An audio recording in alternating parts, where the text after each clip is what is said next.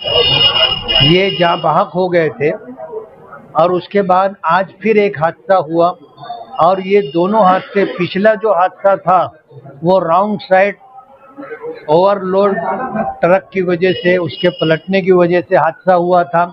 आज जो है सरकारी बस के ज़रिए से ड्राइवर शराब के नशे में धुत था, उसने जो है एक मोटरसाइकिल सवार को धक्का मारा, जिसकी वजह से जो मियाँ बीवी उस पर सवार थे, शौहर बच गया और बीवी इस तरह गिरी कि वो बस के पहियों के नीचे आ गई और जगह पर ही उसका इंतकाल हो गया। इस मामले के अंदर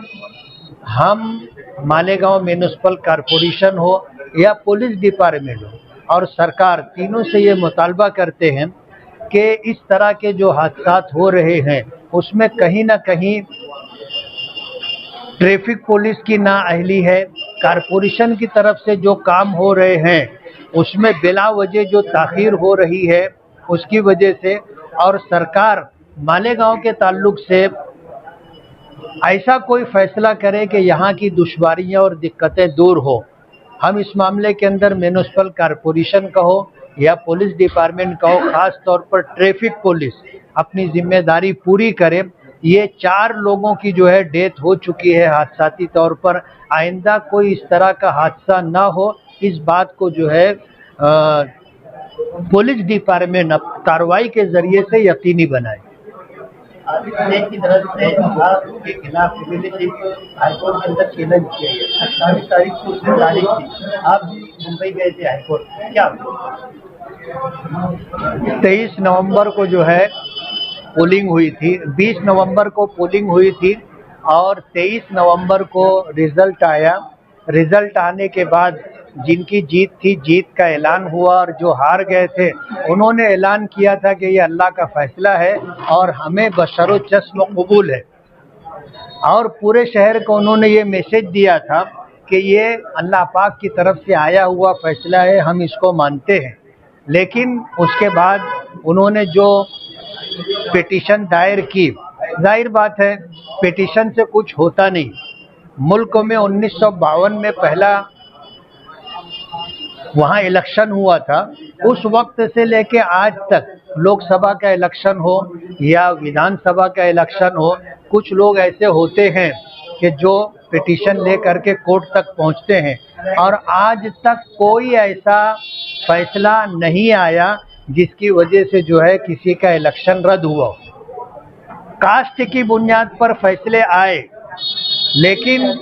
जैसे इल्ज़ामात होता है कि धांधली की गई या बोगस वोट डाली गई या मय्यत जो इनका इंतकाल हो गया था ऐसे लोगों की वोट डाली गई, इस तरह के मामलात में या मज़हब की बुनियाद पर इलेक्शन लड़ा गया, इन बुनियादों पर आज तक कोई फैसला आया नहीं। मालेगांव में जहां तक मैं सियासी तौर पर जानकारी रखता हूं, 1999 में निहाल साहब हारे थे, शेख रशीद साहब की जीत हुई थी, तो निहाल साहब कोर्ट में गए थे और उस वक्त तो बोगस वोट और गुंडागर्दी इस बेस के ऊपर उन्होंने पिटीशन डाली थी। 5 साल पूरे गुजर गए, कोई फैसला नहीं आया। निहाल साहब से पूछा गया तो निहाल साहब ने कहा कि अबे बेवकूफ़, कुछ होना जाना नहीं है, ये अपने वर्करों को बहलाने और टहलाने का एक तरीका है। उसके बाद 2009 में शेख रशीद साहब हारे थे, उन्होंने मेरे खिलाफ पिटीशन डाली थी, 5 साल तक मामला चला, उसमें भी उन्होंने मज़हब और धर्म की बुनियाद को लेकर के पिटीशन डाली थी। 5 साल निकल के कोई फैसला नहीं आया। 2019 का इलेक्शन हुआ, शेख आसिफ साहब हारे और हारने के बाद वो कोर्ट में पिटीशन डाले,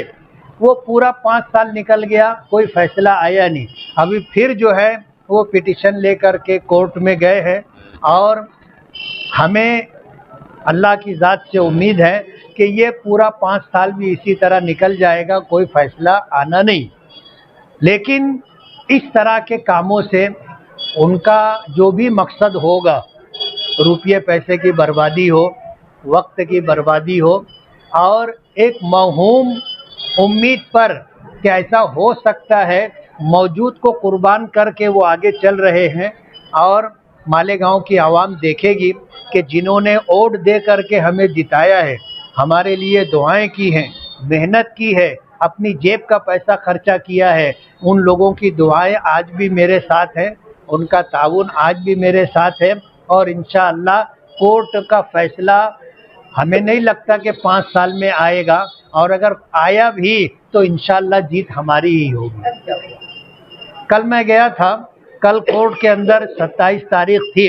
उन्होंने जितने लोगों को पार्टी बनाया है उनमें से 5 लोग अपेयर नहीं हुए। जब वो हाजिर नहीं हुए और कोई वकील उनकी नुमाइंदगी करने वाला नहीं था, तो कोर्ट ने जो लोग अपेयर हुए थे उनके वकालतनामे ले लिए। वकालतनामा लेने के बाद जो लोग आए थे उनको 6 हफ्ते का टाइम दे दिया कि 6 हफ्ते के अंदर आप अपना जवाब